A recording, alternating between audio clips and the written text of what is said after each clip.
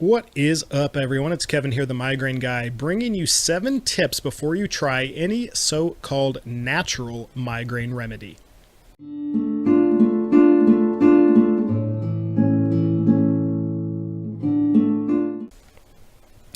Let's see here. We've also touched on genetics a bit, but there's definitely a dismissal of genetics. Number 4 here is going to be dismissal of genetics. And a lot of these natural remedies and natural protocols for headache and migraine, and of course that's natural with air quotes, the reason that they're dismissive is because they want to emphasize that you can do certain things to help affect some change in your overall migraine problem, your migraine frequency and severity. And that's good. It is helpful to think of yourself not just as a victim of your genetics, but someone who can take some proactive steps and fight back. Change some things in your diet, change your hydration methods, change your sleep patterns, see if you're getting enough of X, Y, and Z by getting blood tests. All of those things are great. I would never, ever dismiss them or think that they're silly. The problem is that genetics do play a huge component when it comes to headache and migraine. If your mom or dad had it, you are much more likely to get them. That is what genetics are.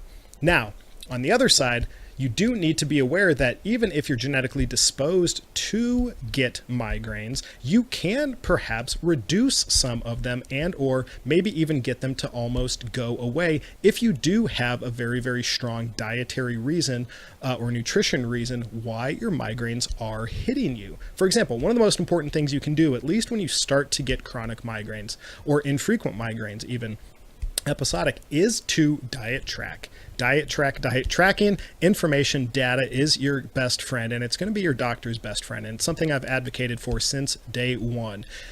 The thing about tracking is that after you track for at least a couple weeks, hopefully a month, how often you eat, what your hydration levels are, how well you're sleeping, and how well the medications are interacting or how poorly the medications are interacting with your system, you start to see trends if there are any. So you can notice that if you eat thing 1 at such and such time every day for lunch, and then a couple hours later you typically get a migraine pretty regularly, right? Not every time, it's not guaranteed, but let's say that you notice that certain foods seem to always correspond to a migraine a few hours later. Then you could certainly start thinking about cutting out that particular kind of food. Food triggers are a little bit debated right now in the migraine research, but if you notice that something always goes along with a migraine, then cut that thing out. And if your migraines start to dissipate, that is awesome. But that doesn't mean that you can ignore a genetic component to migraines. And you certainly should be wary of anyone who touts that genetics don't matter and everything is in your control. And I know you might be thinking no one would say that. I have heard in the last 7 days, 3 or 4 migraine remedy proponents saying that genetics don't matter and it's all dietary supplementation, hormone, and sleeping, and that is utterly crazy. So I need to speak against it. Okay, next thing we're going to talk about, and this I guess really isn't a big criticism of the natural method or natural remedies for headache and migraine treatment, but it's the price of all of these friggin' ebooks. Everybody out there who has something for you to do migraine nutrition wise or else has an ebook that typically costs $30. It's an ebook, there's no publisher, it costs $30. That's crazy. That's people trying to just make money. Now, I understand people who genuinely believe that what they're doing can help a lot of people want to make that thing self-sustaining. And self-sustaining means bringing in regular and sufficient income to fund the kinds of things that you have in your personal life, pay for rent, pay your bills, and also provide some money for you to begin to expand what you're doing to help more people. I get that, and I definitely get that an ebook can be a great way to do that because it's almost all profit. You pay for Amazon, for example. You give them a small cut of your ebook sales and you get the rest. Awesome. The downside is they're $30 and I don't know what's in your book, and you want me to trust you enough to purchase it. Now, Amazon does have a return policy on ebooks, but of course, if the ebook is 50 or 60 pages, it might take you past the return policy time to actually see if it was worth your $30. So in general, I'm not a huge fan of these ebooks. Now, I do have an ebook myself. I'm not, immune to this, but of course, I charge $2.99 for my ebook. It's a little 20, 30 pager that gives you some introductory information about migraine, introductory information about the kinds of medications your doctor is going to give, and tracking charts that you can print off and fill out so that you can get more information. But I'm not trying to, rip anyone off. I know what it takes to make an ebook since I have one. You type some stuff, you get some good images, you format it right, you upload it. There's no reason it should be $30. I repeat, there's no reason it should be $30. This is a pet peeve. I know I'm cheap, but it shouldn't be $30. But of course, that has very little to do with just the so-called natural approaches to migraine. So that was number 5. That was more of a rant than a genuine criticism. But it's my YouTube channel, my Facebook page. I can put up whatever I want. Number 6 that I'm going to be talking about is my podcast also, sorry.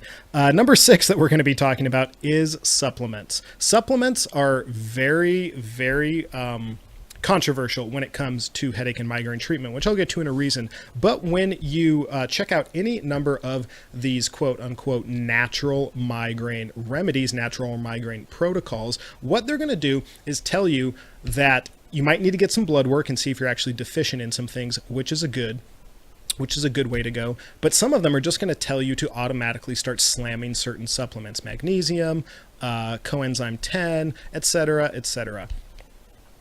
The problem with supplementation, which I've said numerous times in the past, is that at least in the United States, they are almost entirely unregulated. So you could go to the same store, buy 2 different brands of magnesium, and one would have a certain level of magnesium and the other would have a different level, even if they both say 100 milligram or 300 milligram pills. Additionally, you can get lots of other things in the supplements that you are not expecting and that aren't listed on the boxes. The FDA does not regulate supplementation with any sort of seriousness in the United States. And so what you buy can sometimes, and maybe even a lot of the time, be a crapshoot unless you know, 1, a lot about the supplement company, 2, you know that they have certain testing methods to catch bad batches or bad manufacturing practices, that kind of stuff. And 3, you know that if you have an issue with it, they'll be responsive to it. If you don't have all that, buying supplements in the United States can be pretty scary. To emphasize this point, the American Academy of Neurology and the International Headache Society put out somewhat, not annually, like every 3 to 4 years, a guide to medications, what has the most support for helping with headache and migraine, all the way down to what has the least support. They have different categories for it. They had a few years ago a supplement guide. It was brand new. It was a new thing that they were doing, and they listed a bunch that had a lot of supporting them all the way, had a lot of research supporting them all the way down to the ones that had very little or no research supporting them. They ended up pulling in its entirety that supplement guide because one of the best rated, one of the best reviewed supplements, Feverfew, was actually, when purchased from certain areas, getting manufactured with other things inside of the supplement, such that when you took it every day, as you were supposed to with the Feverfew, you would actually get sick over time because it was so detrimental in consistent dosages. And so they ended up pulling their supplement guide. But that's not something that you're going to hear about when it comes to these natural migraine remedies. Now, some people are going to say, I use supplement brand X, or people are going to say, I have my own supplement brand. That's great. I'm glad that some people are standing behind certain brands. But of course, the same questions still apply to those supplements. Namely, how does the manufacturing process go? Where do you source your supplements from? Are they regulated where they come from? How often do you test the quality and content of those supplements so that I, as a consumer, giving you $20 or $30 for a supplement, know that what I'm buying is what the label says? If those answers can't be if those questions can't be answered with confidence and clarity, you really should be skeptical of any sort of migraine protocol that tells you to take a particular supplement without more information. Number 7 is going to be a little bit more lengthy here, and it is about diet. Almost all of the natural migraine cures out there talk about food in some capacity or other. Some have entire diet plans, others just tell you to avoid certain foods. And there's lots of things to say about diet in relation to migraine. We've already talked on it a little bit in terms of tracking and seeing if there's any correlation between particular foods or particular hydration patterns and your migraines. That is all very good and certainly is not something I'm against. The problem is that certain places that you go market themselves as the migraine elimination diet. If you just cut out these 10 foods today, by the way, you're going to have to know what foods to cut out by buying my $30 ebook, then you can see an entire removal of your migraines, because migraines are going to be a symptom of poor nutrition. They're going to be a symptom of a Western diet that emphasizes all sorts of processed foods, and processed foods are bad. These are the kind of things that migraine, natural migraine cures and natural migraine remedies talk about very frequently. And you should not necessarily dismiss these claims, but you should be skeptical unless certain issues can be addressed, certain questions can be answered. Let's see, what else do I want to say about diet? Dietary triggers, right, like we said, are somewhat debated in the literature. Some people think that migraine triggers genuinely exist. Other people think that perhaps your biochemistry is already starting the migraine process and the food you eat doesn't actually impact it that much. Other people think that the food you're craving sometimes actually is what your body wants to help prevent a migraine. There's a lot of debate going on right now that probably won't be settled anytime soon, given that the way to actually do good research on this would be to have large-scale, long-term, and yes, that means very expensive studies. And so they're probably not going to get done on the kind of scale that we need. You're going to see a lot of studies probably in the 40 to 80 range of participants, and went on for 3 months. The kind of normal migraine studies that we see all the time, which are helpful but not definitive.